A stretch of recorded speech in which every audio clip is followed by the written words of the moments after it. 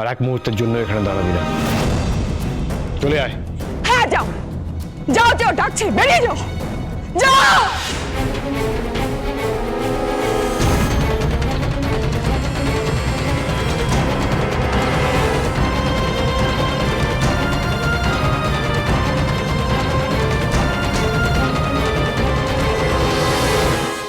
ছি লাবণ্য, ছি।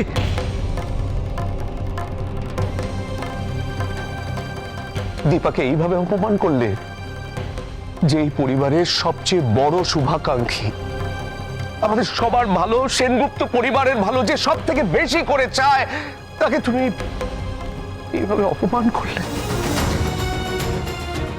ভুল করলে। ভুলের ফল তোমাকেই পেতে হবে, দেখে নিও।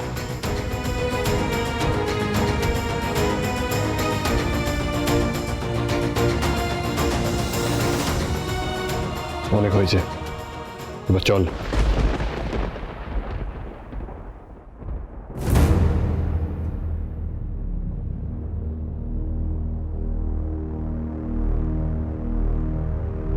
এখনো দাঁড়িয়ে আছিস কেন?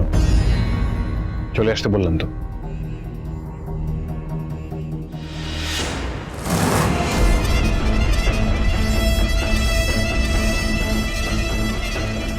এটা কি হলো বৌদিমণি?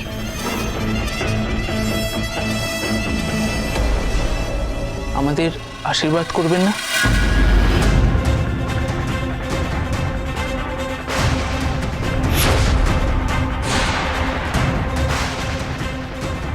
হ্যাঁ আমি মানছি আপনার রাগ করাটা খুবই স্বাভাবিক, কিন্তু যে ভুলটা আমি করেছি সেটাই ঠিক করার জন্য আমি অন গড বলছি। আমি শুধু তিস্তার ভালোর জন্যই। তুমি এখানে আবার এসেছো? হ্যাঁ এসেছি। আচ্ছা আপনি একবার ভাবুন, তিস্তার ক্ষতি করার কোনো ইন্টেনশন থাকলে আমি কি আবার ফিরে আসতাম? আর একটাও কথা না বাড়িয়ে এখান থেকে যাও ভিক্টর, বেরো। বলতে পারি আমি আপনাদের চোখে খারাপ, কিন্তু আমি তিস্তাকে খুব ভালোবাসি। তোমার এই সব কথায় অন্য কেউ ভুলতে পারে ভিক্টর, কিন্তু আমি নই। তুমি তিস্তার ত্রিসীমানাতেও আসবে না। চলে যাও এখান থেকে, চলে যাও। তুমি এখানে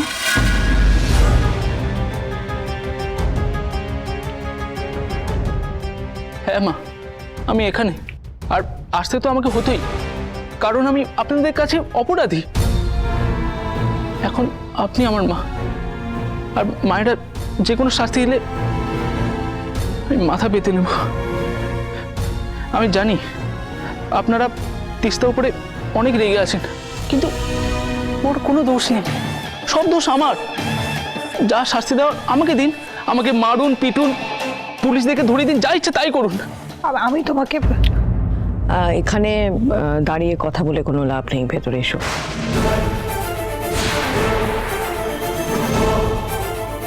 ভেতরে এসো তুমি।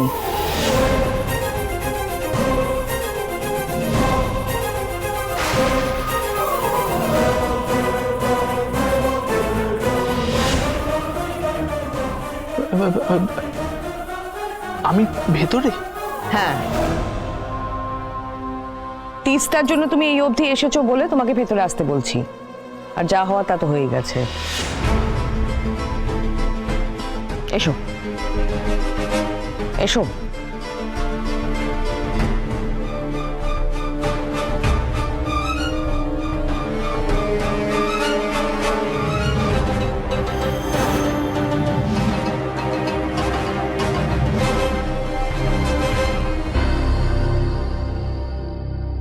এখনো দাঁড়িয়ে থাকবি কিসের জন্যে? তোর সামনে ওই ছেলেটাকে ভেতরে নিয়ে চলে গেল, এখন দাঁড়িয়ে দাঁড়িয়ে দেখবি? এনাফ দীপা, এবার চল এখান থেকে প্লিজ।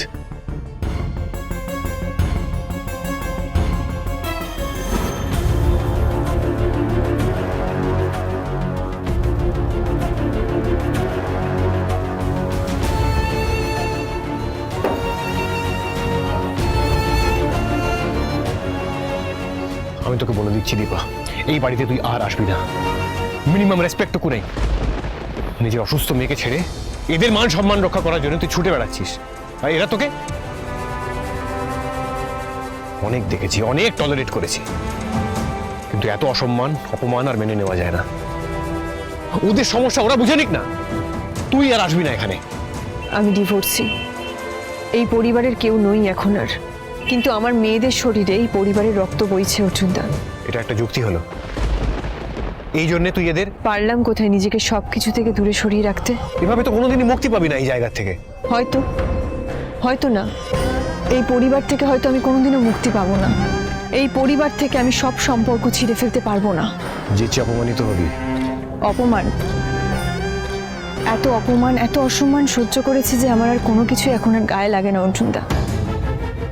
তাই যত অপমান অসম্মানই আমার হোক না কেন, আমার সোনারূপার পরিবারকে রক্ষা করার দায়িত্ব আমার। কেন এত বড় দায় নিজের উপর নিচ্ছিস তুই? এইবারই বড় ছেলে সব রকম দায় দায়িত্ব ছেড়ে পালিয়ে যেতে পারে অর্জুনদা, কিন্তু আমি পারবো না।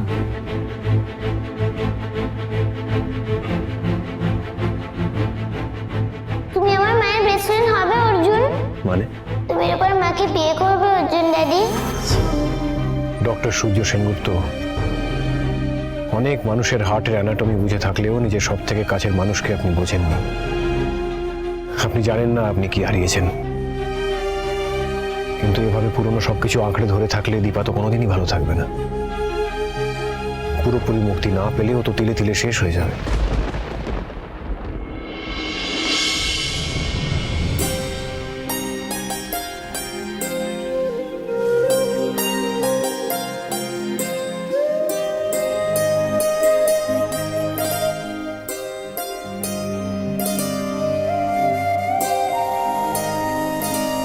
আমার জীবনে কোনো পিছুটা নেই, তাহলে ছেড়ে আসা সবকিছু ভুলে যেতে হবে আমায়। নতুন করে বাঁচতে হবে, সম্পূর্ণ নতুন পরিচয়, একজন নতুন মানুষ হয়ে উঠতে হবে আমার।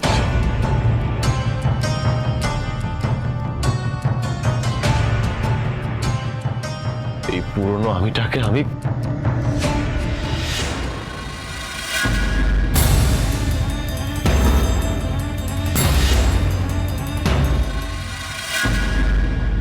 এই লেটারটা এবার যাবে বাবার কাছে।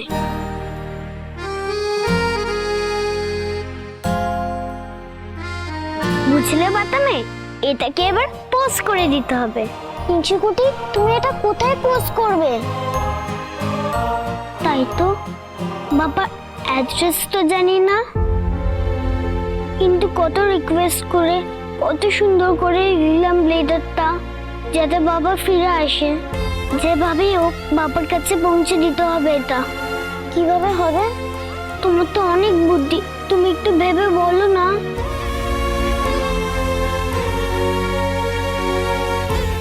একজন পারে পৌঁছে দিতে। কে? অর্জুন ড্যাডি। কি করে? অর্জুন ড্যাডিকে বললে ঠিক বাবাকে খুঁজে বের করবে, আমি জানি। কিন্তু সেটা করেই বা কি হবে? বাবা লেটারটা পেলে বুঝবে আমরা বাবাকে কত মিস করছি। বাবা জানে না আমরা বাবাকে কত মিস করছি, তাও তো কোনো যোগাযোগ করে না।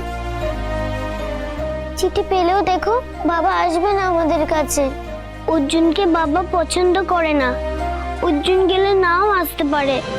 আরেকজন আছে যে পারে বাবাকে খুঁজে বের করতে। কে? দিদি ভাই।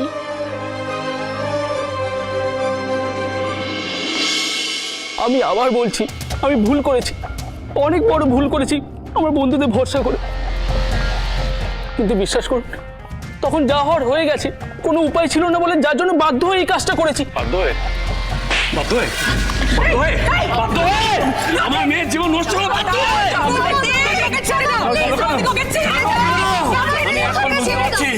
আমি বলি এই জন্য দিবা টেনশনে ছিল।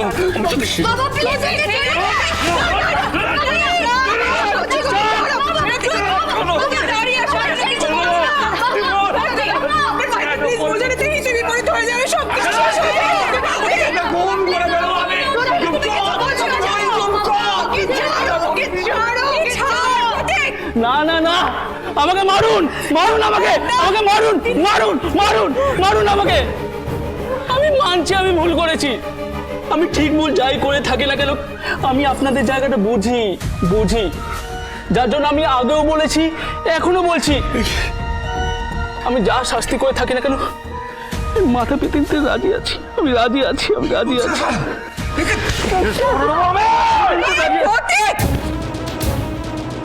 তিস্তার সর্বনাশ করে এখন এসব কথা বলছো তুমি? হ্যাঁ, ভালো করে তো জানো একটা স্টেপ নেওয়ার আগে আমাদের 10 বার ভাবতে হবে। না ভাববেন না, কিচ্ছু ভাববেন না। আপনাদের যদি মনে হয় যে ভিক্টরকে আপনারা শাস্তি দেবেন তাহলে দিন। এখন এসব কথা বলার কোনো অর্থ নেই।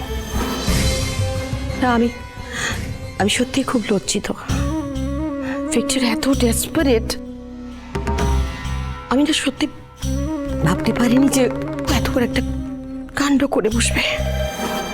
ছেলেকে ঠিক মতো শিক্ষা দিতে পারলে আজকে আপনাকে এই দিনটা দেখতে হতো না। থাক প্রবীর, শিক্ষার প্রসঙ্গ উঠলে আঙুলটা আমাদের দিকে উঠবে। উনিও তো বলতে পারেন যে আমরা আমাদের মেয়েকে শিক্ষা দিতে পারিনি। ভালো লাগছিল না, কিছুই ভালো লাগছিল না আমার। এই বাড়ি, এই পরিবেশ দম বন্ধ হয়ে আসতো আমার। আমিও তো একটা মানুষ বাবা, আমারও বলছে দাদা তিস্তা কি এই কি কি কি কি কি কি তুই মানুষ, তোর এই বাড়িতে থাকতে দম বন্ধ লাগে, পরিবেশ ভালো লাগছে না। কি হয়েছে তিস্তা? তুই মানুষ আর আমরা কি? আমরা মানুষ নই। বাবা তুমি আমাকে ভুল বুঝছো বাবা। তুই তুই তুই নিজে বোঝার মতো অবস্থায় নেই মা। শোন, তুই কি করছিস বলতো? তোর এই ভুলগুলোকে না সঠিক করার জন্য যুক্তি সাজাচ্ছিস। আমি এত স্বার্থপর এত স্বার্থপর কি করে হয়ে গেল মা? তুই কি জানি না তুই কোন সিচুয়েশনে কিভাবে? না না না, আপনি বুঝতে পারছেন না। তিস্তা একটা সিচুয়েশনে পড়ে গেছে, যা ভুল করার সেটা তো আমি। তুমি কোনো কথা বলবে না, ওকে বারণ করবে। ওদি তুই চুপ করে পরে আস্তে আস্তে, প্লিজ প্লিজ প্লিজ মাথা ঠান্ডা। এই ব্যাপারে এই কথাগুলো বলে এখন সত্যি আর কোনো লাভ নেই। আমাদের কিন্তু একটা ডিসিশনে আসতে হবে, তাই না?